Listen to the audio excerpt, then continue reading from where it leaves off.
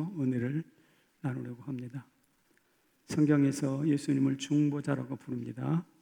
하나님과 인간, 생과 사, 화와 복을 이어주는 연결고리라고 말할 수 있습니다. 그런데 이 중보라는 말은 고대 사회에서 왕의 특사나 암행 의사를 제외하면 그렇게 흔한 일은 아니었습니다. 왜냐하면 사회의 관계가 단순했고 이동도 그렇게 많지 않았어요. 그러니까 한 동네에서 먹고 자고 모든 것을 다 해결했으니까요. 하지만 지금은 많은 인구의 빠른 교류가 일어나고 있어요. 엄청난 양의 대량 소통이 일어나고 있어요. 그러다 보니까 사회 관계망이 복잡해지고 심지어 국제화, 세계화 되었습니다. 그러다 보니까 중간에 있는 중보자가 폭발적으로 늘어나게 되었습니다. 이것을 우리가 흔히 말하는 에이전트라는 말을 많이 들으셨을 거예요. 에이전트, 대리자, 대리인. 여러분 냉장고나 핸드폰을 살 때 우리가 삼성전자나 미국 애플사에 직접 찾아가나요? 그렇지는 않잖아요. 대리점이 있어서 대리점에 가서 물건을 삽니다. 프랜차이즈도 같은 브랜드로 동일한 제품을 대리 판매하는 것을 알 수가 있죠. 재판장에 가면 변호사가 피고를 대리해 줍니다. 이 모든 시스템이 에이전트, 곧 중보 시스템이에요. 그러니까 과거보다 현대에 올수록 이 중보가 보통 보편화된 사회라고 말할 수가 있습니다. 심지어 중보자를 잘 만나야 행복합니다. 그러니까 변호사를 잘 만나야 재판에서 이긴다고 하잖아요. 또 중보자, 대리점을 잘 만나야 값싼 좋은 제품을 값싸게 살 수가 있으니까요. 현대 사회는 중보의 사회입니다. 그런데 기독교는 이 중보라는 것이 맨 처음부터 있었어요. 이 기독교의 강력함입니다. 현대 사회는 현대에 와서 이 중보자가 많이 보편화됐지만 기독교는 스타트 처음부터 중보자가 있었습니다. 좀 특이하고 놀라운 면이에요, 이게.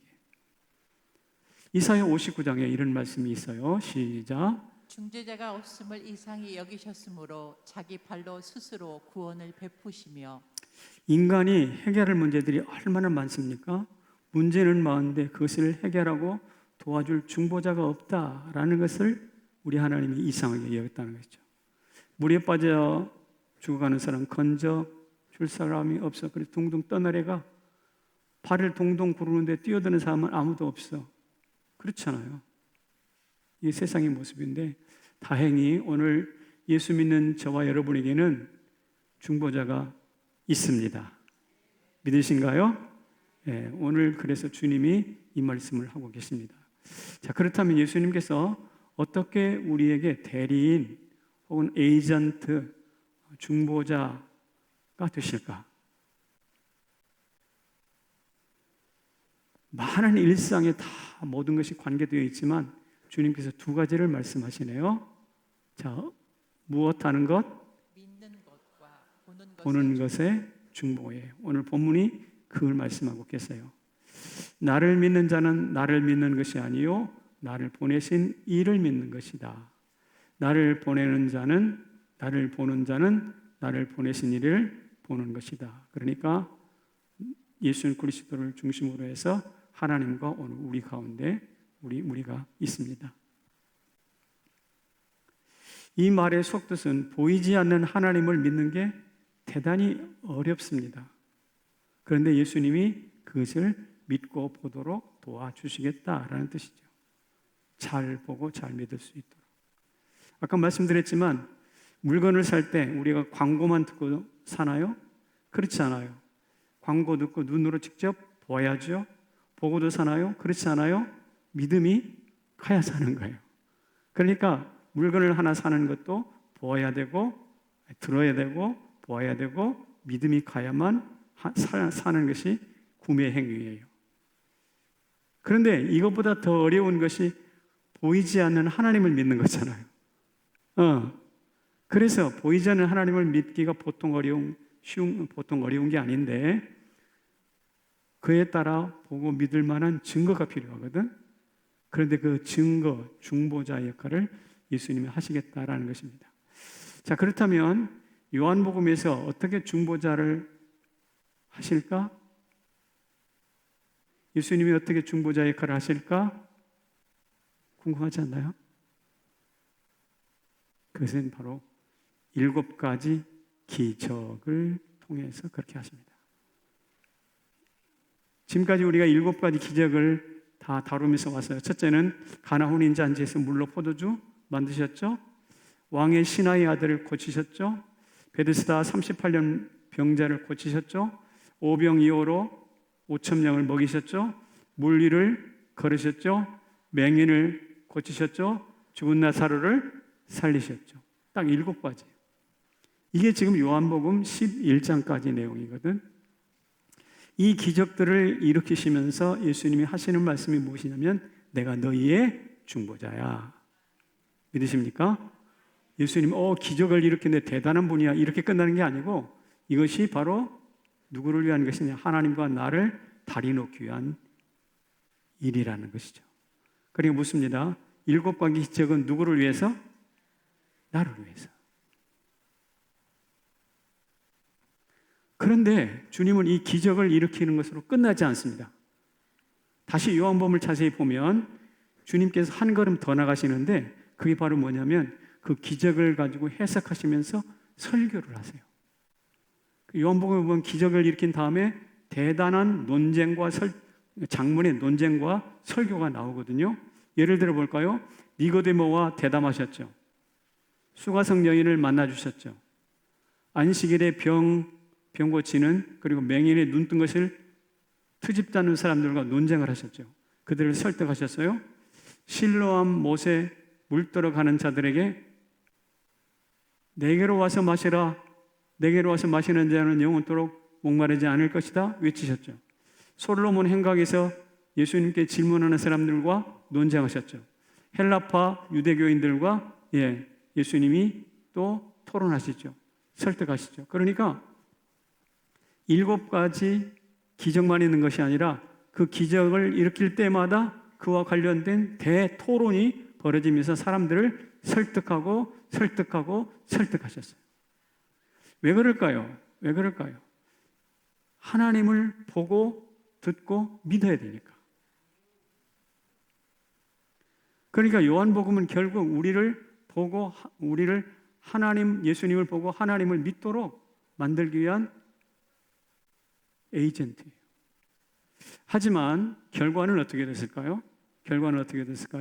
37절에 이렇게 말씀하고 있습니다. 같이 읽어볼까요? 시작. 많은 표적을 그들 앞에서 행하셨으나 그를 믿지 아니하니. 많은 표적이라는 것은 7가지 기적을 의미합니다. 그들 앞에서 행하였으나 그들이 믿지 아니하였다. 그러니까 결과는 불신입니다. 그러니까 예수님이 행하셨던 기적, 수많은 설교 다 허사가 되었다는 것입니다. 그러니까 예수님 입장에서 한번 생각해 보세요. 열심히 기적을 일으키고 수많은 설교와 토론을 했음에도 불구하고 믿지 않는다. 헛일했다. 대단히 마음이 아프셨겠죠. 그런데 이 말씀을 호세아에서 이렇게 대변하고 있습니다. 이스라엘이여 내가 어찌 너를 버리겠느냐. 너희가 나를 믿지 않고 배반한다 하더라도 내가 너를 버릴 수가 없다. 돌이키어 다 같이 나의 긍휼이 온전히 불붙듯 하도다. 너희들이 안 믿겠다고 등을 돌리면 돌릴수록 내 가슴에서 긍휼이 너희를 향한 긍휼이 불타오르는 듯 하도다 라고 말을 합니다. 그래서 예수님이 하늘 보좌를 버리시고 인간의 몸을 입으시고 그야말로 중보자로 오늘 이 세상에 오셨습니다. 그러니 가만히 여기까지 펼쳐놓고 생각해 보면 인간의 의심증이 보통 심각한 게 아니에요.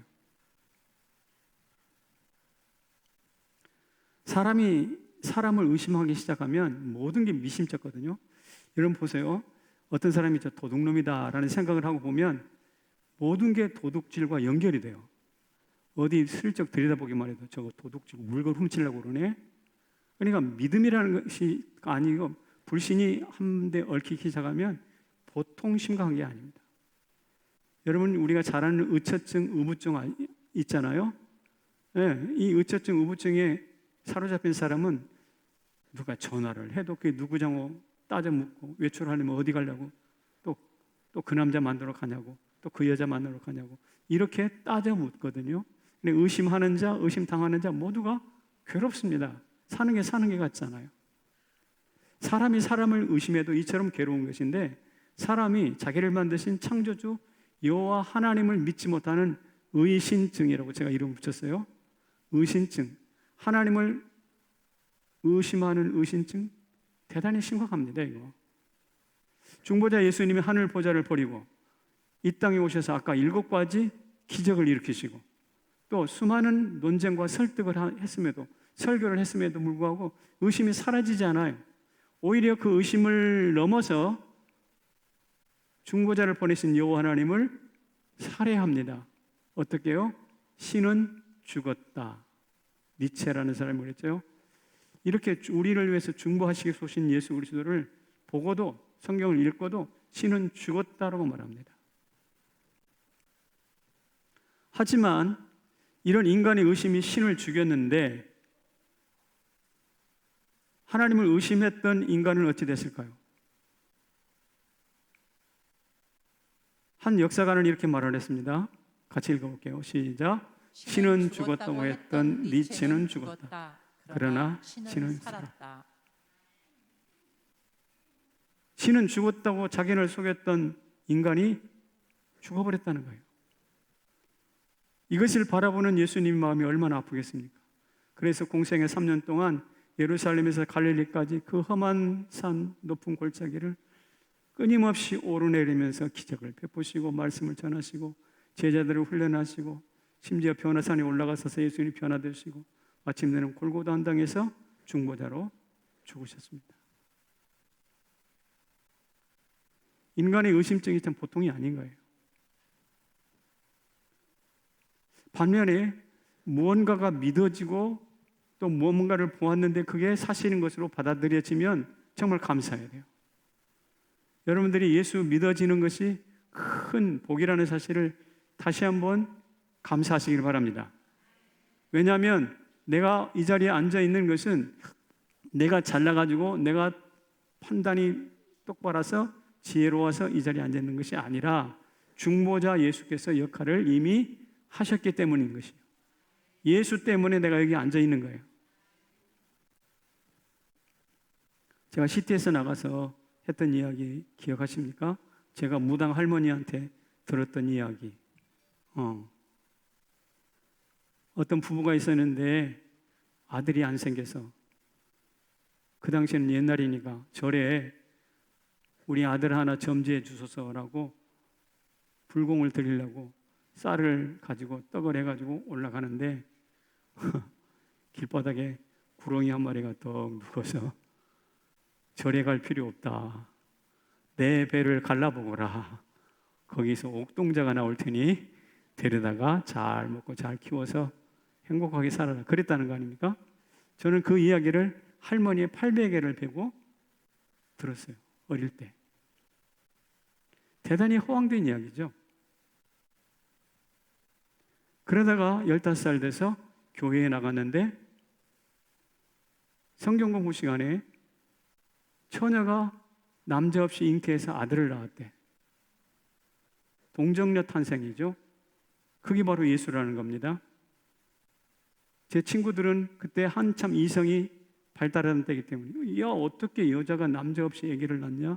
난 못 믿겠다. 고개를 설레설레 다 흔들었는데 저는 즉시 믿어졌어요. 왜냐? 구렁이가 애를 낳는데 왜 사람이 사람을 왜 못 낳아? 그거 하나도 이상하지 않지. 여러분, 저는 할머니의 허황된 이야기를 통해서도 기독교 신앙에 가까이 갈 수 있는 길이 열렸어요. 많은 사람이 도리질하던 동정녀 탄생이라는 그 장애를 훌쩍 뛰어넘고 오늘 여기까지 와서 목사가 되었습니다. 그러니까 할머니는 무당이었지만 제가 목사 되는데 일조하신 분이세요. 여러분, 진리가 보여지고 믿어집니까? 중보자 하나님께, 예수님께 감사해야 돼요. 우리의 지성이 아니라 그분의 설득과 그분의 기적이 작동했기 때문에 그렇습니다. 믿어지지 않습니까? 중보자 예수님께 기도해야 돼요. 주여, 내 눈을 열어서 주의 기이한 법을 보게 하여 주옵소서. 내 마음을 열어서 주를 내 구주 예수 그리스도 살아계신 하나님의 아들로 믿게 하여 주시옵소서. 혹시 오늘 이 자리에 믿지 않는 가족이 나와 계시다면 제가 정중하게 권면합니다. 믿는 것이 복입니다. 믿는 것이 최고의 지성적인 결단입니다. 제가 복음 있는 일의 에이전트, 중보자 되신 예수님을 지금까지 말씀드렸는데, 그렇다면 오늘 본문에서 어떻게 구체적으로 중보자 역할을 하셨을까? 아까 기적을 베푸셨다고 그랬는데 이것과는 조금 다른 차원에서 예수님 말씀하고 계세요. 아까 읽은 말씀이 좀 다소 복잡한데 가만히 들여다보면 딱 두 가지예요. 요약하면 첫 번째로는 어떻게 되는가? 빛으로 오신 중보자를 말씀하십니다. 빛으로 오신 중보자. 내가 세상의 빛으로 왔나니 말씀하시는데요. 여러분, 우리나라가 6.25 전쟁으로 모든 것이 멈춰버렸을 때 미래를 장담할 수 없고 벌벌 떨면서 총알 바지나 면하면 다행이라고 생각했던 때가 있었습니다. 그게 1950년대예요. 바로 그 민족이 전쟁통에서 깜깜한 암흑길을 걸을 때 교회에서 이런 찬송을 불렀습니다. 어떤 찬송일까요?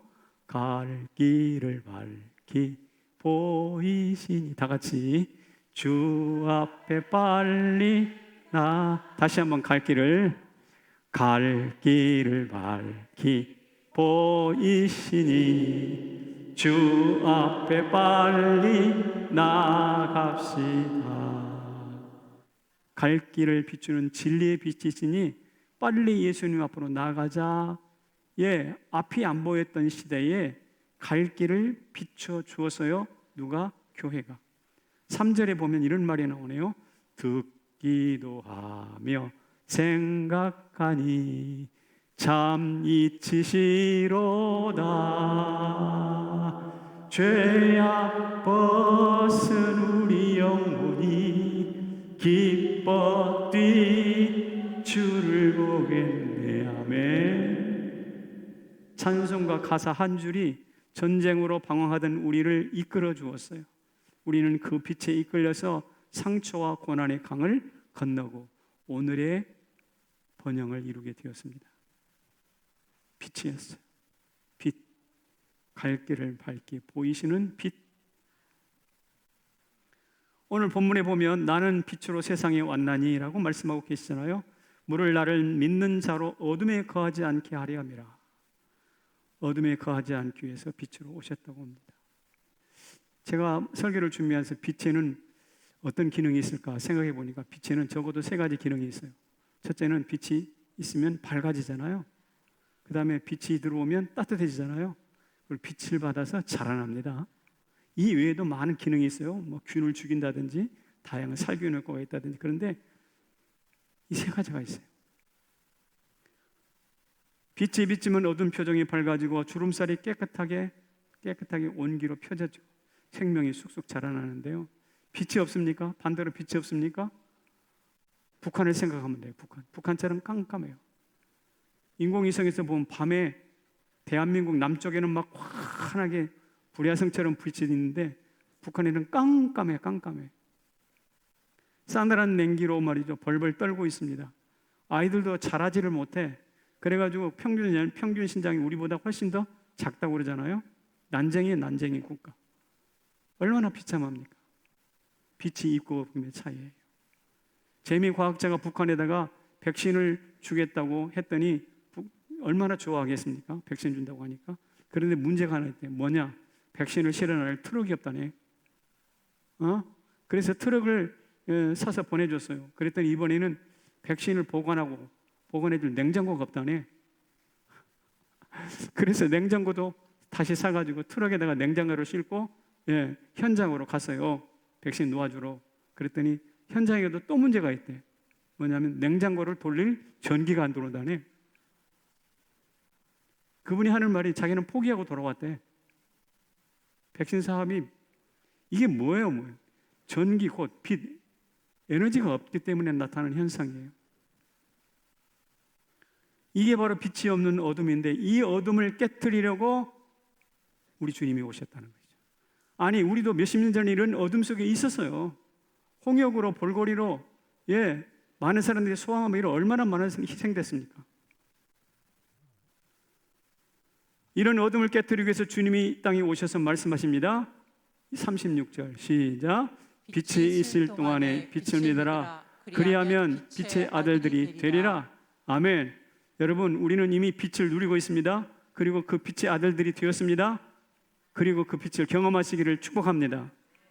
우리 교회 임광희 장로님께서 아시다시피 전기 감전사고로 참 많이 고생을 하셨죠. 그리고 지금 퇴원하셔서 회복 중이신데 그분하고 이제 제가 이런저런 그 현장에서 있었던 이야기를 좀 나눴는데 이 3만 볼트, 수만 볼트의 전기가 순간 팔을 타고 들어오는데 근육이 다 타버려요. 마치 이렇게 표현합니다. 살코기를 넣고 이렇게 믹스로 싹 갈아면 완전히 죽처럼 되잖아요. 순간 그렇게 됐어요. 팔에. 그러니까 뼈하고 살갗만 남았어요. 달리 방안이 없어요. 잘라내는 것 말고는. 근데 이 손가락을 자르든 팔을 자르든 자르려면 그것을 넣을 관이 와야 된다니, 관. 몸 전체를 넣는 관만이 아니라 작은 관도 와야 된대요. 근데 관이 오질 않는 거야. 그래서 관을 기다리고 있는데 이게 꿈인지 생신지 모르겠는데 밝은 빛이 갑자기 쫙 자기 앞에 나타났어요. 그 병실에 임했어요. 누군지는 알 수 없겠는데 하여튼 빛이 임했어요. 그리고 주변에 맴돌며 이렇게 말을 하더래요. 괜찮아, 쓸 수 있어. 괜찮아, 쓸 수 있어. 그리고 잠시 후에 그 빛은 사라졌습니다. 그리고 의사가 다시 돌아왔습니다. 의사가 이렇게 저렇게 들보더니 뭐라고 그러냐면 관도 안 왔으니까 한번 살려봅시다. 우리 팔 한번 살려봅시다. 이렇게 이야기를 하는 거예요. 그러니까 잘라야 할 팔이 보존이 됐어요. 그래서 빛이 다녀간 이후 의사가 생각이 바뀌었어요. 쉽게 잘라버리면 편하겠다고 생각했는데 그래도 의사가 위험을 무릅쓰고 한번 도전해보겠다는 뜻이에요. 그래서 우리 한번 살려봅시다. 그리고 무려 20여 번에 해당하는 수술을 해놨는데 수술할 때마다 전신 마취를 해야 돼. 이것도 죽을 일이라. 그래서 나 전신 마취 안 하고 수술하겠어. 근데 이 속에 있는 거 다 막 딱지 같은 거 막 썩은 냄새나 다 긁어내고 새살이 돋는 것을 이게 한두 번도 아니고 20번 가까이 그 일을 해야 되니까 얼마나 힘들겠습니까? 그런데 독종이라 입에다가 꺼지를 물고 마취도 안 하고 그것을 긁어내는 거예요. 으아! 꺼지를 물고 통증을 참는데 이게 싸움입니다. 진통입니다. 그 수술을 할 때마다 의사가 하는 말이 독종이네. 이런 독종이 다 있나? 독종이야. 근데 독종이 될 수 있었던 것은 무엇을 받기 때문에? 빛을 받기 때문에. 그 수술을 하고 병실에 가서는 어때요? 사람들에게 서로 싸우면 싸움 말리고 다니고 그러지 마. 이 사고를 당해가지고 막 마음이 축 처져 있는 사람들 찾아가서 나를 봐 하면서 위로하고 다니고 밝은 웃음과 따뜻한 온기를 퍼뜨립니다. 그는 빛의 아들이야. 빛의 아들이야. 여러분, 이게 빛을 보았다는 이야기고 빛의 아들이 되었다는 이야기 모델입니다. 이게 어느 한 장로님 이야기가 아니라 우리들의 이야기가 되시기를 축복합니다. 예, 예수께서 우리를 그렇게 어둠에 거하지 않고 빛으로 살도록 하시기 위해서 오셨습니다. 두 번째로 중보자 되시는 방식이 뭐냐면 말씀하시는 중보자예요. 빛에 대한 이야기라고 바로 밑에 내려가서 말씀 이런 단어가 나오거든요. 예수님은 본래 말씀이셨습니다. 태초에 말씀이 계시니라 이 말씀이 하나님과 함께 계셨으니 이분이 누구셨죠? 예수 그리스도셨어요. 예수님이셨어요. 그 예수님, 말씀이신 예수님이 선포하십니다. 이 땅에 오셔서 뭐라고 그러셨는가? 믿음대로 될지어다. 나사로야 나오너라. 바람아 잔잔하라. 예. 그로 인해서 많은 사람들이 기적이 나타나고 치유가 되고 어둠이 물러가고 빛을 목도하지 않습니까? 이런 빛의 사역, 말씀의 사역을 바라보면서 베드로가 했던 말씀이 뭐라고 그러는가? 같이 있습니다. 시작. 영생의 말씀이 주께 있사오니 네게로 가리이까. 영생의 무엇이라고요? 말씀이에요. 말씀. 예수 그리스도 말씀이에요. 근데 그 말씀이 어떤 말씀인가? 영생하도록 만들어요. 우리를 영생으로 바꾸는 말씀이란 말이죠. 다윗도 주의 말씀이 내 발의 등이요 내 길의 빛이니이다 라고 말씀하십니다. 오늘 주님은 말씀의 핵심이 명령이고 명령의 핵심이 십계명인데 성경 전체가 말씀이에요. 그 말씀 중에 중요한 것이 명령이에요. 명령에서 가장 중요한 핵심이 십계명이에요. 십계명 같이 읽어보겠습니다. 시작. 명령이 곧 영생인 줄 아노라. 십계명, 명령을 핵심으로 모아놓은 십계명, 이것이 바로 무엇이라고? 영생인 줄 아노라. 예수님이 이 땅에 말씀으로 명령으로 생영생으로 오셨는데 문제는 그 영생인 명령에 대하여 반응이 다 각가지입니다. 어떤 사람은 그 하나님의 명령을 농담으로 여긴 사람들이 있어요. 어딜까요? 창세기 19장의 롯의 사위들입니다. 일어나 이곳에서 떠나가라, 빨리 떠나라 하되 다 같이 그의 사위들은 농담으로 여겼더라. 농담으로 여겼어요. 여러분, 농담은 희롱하다, 비웃다는 뜻입니다. 하나님의 명령을 희롱하고 비웃는 거예요. 오늘 이 자리에 앉아 계신 여러분, 하나님의 명령을 그냥 목사의 말로 받지 말고 내 생명 영생과 영생을 좌우하는 말씀으로 받아서 순종하시기를 축복합니다. 농담으로 여기면 안 된다는 말씀이에요.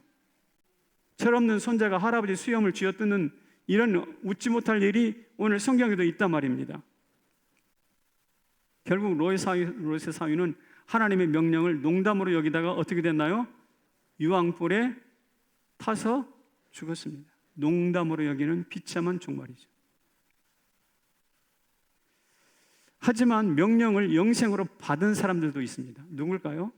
여러분이 잘 아는 영국의 100m 달리기 선수였던 에릭 리들이라는 사람입니다. 이 사람은 신실한 성도였습니다. 올림픽 금메달이 유력한 사람이었습니다.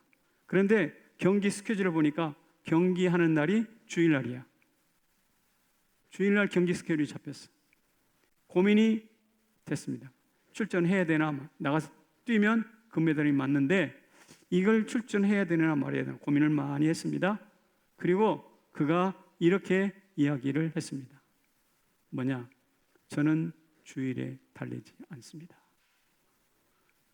저는 주일에는 쉽니다. 우리 하듯이 저는 주일에는 달리지 않습니다. 그리고 경기를 포기하고 그 시간에 가서 하나님께 예배를 드렸어요. 이것을 보고 언론은 무책임하다고 난리를 쳤습니다. 국가대표 선수가 국가를 대표하고 나가서 어떻게 그렇게 무책임하게 경기를 출전 안 할 수 있냐 비난을 했습니다. 그러나 개의치 않습니다. 나는 주일에 달리지 않습니다. 그리고 200m에 출전을 했습니다. 거기서 동메달을 땄어요. 거기에 멈추지 않습니다. 이 감독에게 400m도 출전하게 해 주십시오. 400m 출전을 하면 너의 주종목이 아닐 테니까 분명히 예선 탈락할 텐데 아닙니다. 허락해 주십시오. 400m 출전을 했는데 100m 지나 200m, 200m 지나 300m 가면서 속도가 떨어질 거 아니에요. 그런데 떨어지지가 않는 거예요. 200제나 300제나 결승선에 달 때까지 속도가 꾸준한 거예요. 그래서 세계 신기록 47조 6 세계 신기록을 세운다. 아무도 기대하지 않았어요. 그 했던 말이 뭐냐면 절반까지는 제 힘을 다했습니다. 그러나 절반 이후부터는 하나님의 힘으로 달렸습니다. 고백을 하는 거예요. 그런데 그 400m 달리기 할 때 에릭 리들의 손에 쪽지 하나가 달려 있었어요. 그 쪽지에 뭐라고 써 있냐면 이렇게 써 있었어요. 읽어봅시다. 시작. 나를 존중히 여기는 자를 내가 존중히 여기고 나를 가벼이 만홀히 여기는 자를 내가 만홀히 여길 것이다. 그러니까 하나님, 제가 지난 주일날 하나님을 존중해서 100m를 포기했잖아요. 하나님, 내가 주님을 존중히 여겼으니 이제 주님께서 저를 존중히 여겨 주십시오. 이런 기도가 그 안에 있었어요. 하나님이 존중히 여기서 그를 세계 신기록의 자리로 올려놓으시는 거예요. 할렐루야! 이게 바로 무엇이냐? 말씀으로, 영생의 말씀으로 받는 사람이에요. 농담으로 받지 않고 생명으로 받는 것이죠. 이런 은혜가 우리 모두에게 있기를 축복합니다. 그는 이런 삶이 한 번으로 끝나지 않고 그의 일생을 마지막에는 중국 선교사로 드립니다. 중국 선교사로. 자, 에릭 리들의 삶의 특징이 무엇이냐? 골로새서 이런 말씀을 해놨어요. 시작. 말씀이 너희 속에 풍성히 거하여 무엇을 하든지 다 주 예수의 이름으로 하고. 에릭 리들의 가슴속에 하나님의 말씀이 풍성히 거했어요. 그러다 보니까 뭘 하든지 예수의 이름으로 해. 예수의 이름으로. 사랑하는 성도 여러분, 하나님의 말씀을 농담으로 여기지 않기를 축복합니다. 영생으로 받으시기를 축복합니다. 그럴 때 우리 가운데 에릭 리들 같은 신앙의 거대한 일문들이 쑥쑥쑥 자라날 줄로 믿습니다. 바로 여러분들이에요. 저요. 자, 이렇게 우리가 빛을 따라 말씀을 따라 중보의 빛이시고 중보자, 빛으로서의 중보자고 말씀으로서의 중보자인 예수님을 따라 살 때 우리 가운데 어떤 일이 나타날까요? 같이 읽어봅시다. 시작. 그네 타고 하늘을 나는 감격. 여러분, 제가 처음 비행기를 타고 태평양을 건너서 미국에 갈 때 미국의 새들백 교회 그리고 윌로우 크릭 교회를 탐방하기 위해서 갔거든요. 갈 때 비행기에서 생각해 봤어요. 나는 비행기를 타고 태평양을 건너야 될 아무런 자격과 조건이 없는 사람인데 내가 왜 지금 비행기를 타고 태평양을 건너지? 가만히 생각해 보니까 예수밖에 없어요. 제가 예수 안 믿었다면 아마 지금도 전라북도 장수군 산선면에서 뭐 농사짓고 있었겠지만 그렇잖아요? 그러나 지금 내가 예수를 믿고 영생의 말씀으로 받으니 중보자 예수님이 내 안에 역사하시니 내가 지금 비행기를 타고 미국이라는 곳을 가고 있더라. 감격스러웠어요. 몇 년 전에는 우리 장로님들과 함께 비행기를 타고 독일로 가고 있잖아요. 독일에 종교개혁 기념. 가만히 있어도 생각했어요. 내가 지금 왜 비행기를 타고 또 유럽으로 가고 있지? 누구 때문일까? 뭐 때문일까? 예수 때문이에요. 그 예수를 농담으로 여기지 않고 내 영생의 말씀으로 받았기 때문이에요. 그럴 때 여러분, 우리가 그네를 타고 하늘을 날을 때 얼마나 그 어릴 때 그네 타던 느낌 아시나요? 막 쭉 해서 하늘 올라갈 때 세모시 옥색치마 뭐 금방 멀린 뭐 어쩌고 저쩌고 하면서 있잖아요. 그 아름다운 그 그네 타기가 내가 지금 예수로 말미암아 그 영원의 그네를 타고 있더라고요.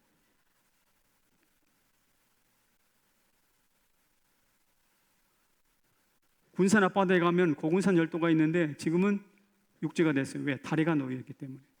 목포 옆에 아페도가 있는데 이 아페도는 누구냐? 우리 김준 목사 고향이더라고. 촌놈들이라고. 근데 거기가 육지가 됐어요. 왜? 다리가 놓아졌기 때문에. 배로 30분 걸리는데 다리가 놓아지니까 2분이면 충분해. 2분이면 건너가 버려요. 확 트인 장면이 아주 눈이 확 들어와요. 케이블카도 놓여 있습니다. 병풍처럼 펼쳐진 명장면이 탄성을 자아나게 만들어요. 이게 바로 그네를 타고 하늘을 나는 것인데요. 여러분, 무엇 때문에 그게 가능한가? 다리로 연결됐어요.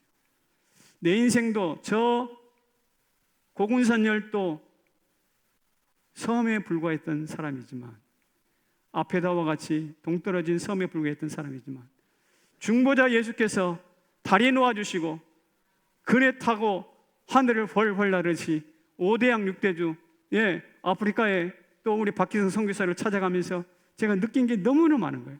내가 무엇 때문에 유럽을 가고, 무엇 때문에 미국을 가고, 무엇 때문에 아프리카를 가는가? 누구 때문에? 바로 예수 그리스도 중보자 때문에.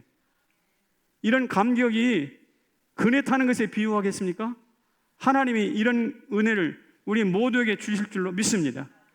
며칠 전에 저 남쪽에 퍼플섬이라는 것이 보라색 섬인데요, 가보니까요 그 동네 모든 집이 기둥도 지붕도 벽도 다 퍼플, 그냥 보라색으로 다 칠해놨어요. 그랬더니 섬이 새로워 보이더라고요. 그러니까 사람들이 막 전국에서 관광객들이 엄청나게 모여들더라니까요. 뭐 하나 바꿨는데, 색깔 하나 바꿨는데. 여러분, 썩어 문드러진 내 색깔 말고 예수 그리스도의 빛으로 옷 입기를 축복합니다. 그럴 때 여러분들 안에는 새 일과 큰 일이 나타날 줄로 믿습니다. 하나님의 새 일, 하나님의 큰 일이 예수의 빛 가운데서 우리 가운데 나타난단 말이죠. 빛이 없으면 저 북한처럼 된다니까? 백신 주려고 하니까 전기가 없어가지고, 보관할 전기가 없어가지고 백신 다 썩어버릴 텐데 어떻게 주냐고요. 비참한 일이에요. 평생 말씀을 연구하며 살았던 토마스 아퀴나스라는 분이 계셔요. 이분이 신학대전이라는 유명한 책을 쓰신 분인데, 이분이 성례 전에 대한 글을 쓰다가 그 전례를 따라서 성찬식을 집례하게 되었습니다. 근데 아까 인광리 장로에게 나타났던 그 빛처럼 성찬식을 나누는 중에 갑자기 하늘에서 강력한 빛이 그에게 임했습니다. 눈이 부셨습니다. 마음이 요동쳤습니다. 몸이 떨렸습니다. 성찬식을 집례하다가 땅이 엎어졌습니다. 그리고 그 이후에 식음을 전폐하고 쓰던 글을 절필을 하고 입을 닫고 말도 잃어버렸어요. 시종이 선생님이 왜 글을 쓰기를 중단하십니까? 그랬더니 필담으로 연필로 글을 쓰는데 뭐라고 쓰느냐? 내가 지금까지 썼던 것은 내가 본 것에 비하면 지푸라기에 불과하기 때문이네. 내가 지금까지 쓰고 글로 설명했는데 내가 눈으로 보았던 그것에 비하면 이건 지푸라기일 뿐이야. 더 쓸 이유가 없어. 그리고 그로부터 40일 후에 천국에 갑니다. 카톨릭에서는 기적을 일으켜야 성인이라는 칭호를 붙인대요. 근데 토마스 아퀴나스는 한 번도 기적을 해본 적이 없어요. 그런데 그를 성인이라고 부릅니다. 왜 성인이라고 부르는가? 그가 썼던 신학대전 그 자체가 이미 기적에 가까운 걸작이기 때문에 그렇다는 거예요. 그는 평생 말씀을 붙잡았던 사람이거든요. 저는 중보자 예수 그리스도를 여러분에게 소개하면서 빛으로 소개합니다. 그리고 말씀으로 소개합니다. 제발 농담으로 여기지 마십시오. 어둠 가운데 거하지 마십시오. 빛으로 나오십시오. 하나님이 여러분들을 책임져 주실 줄로 믿습니다. 우리 저 교회에 올라올 때 담벼락에 쓰여있는 글이 하나 있습니다. 뭐라고 쓰여있는지 아세요? 오늘은 어제의 열매이며 내일의 씨앗입니다. 보셨어요? 어제와 오늘을 잇는 것이, 어제와 내일을 잇는 것이 오늘입니다. 그런데 예수님도 빛과 말씀으로 하나님과 인간을 잇는 중보자십니다. 그 예수 그리스도를 가슴에 담고 일어서시기를 주의 이름으로 축원합니다. 자리에서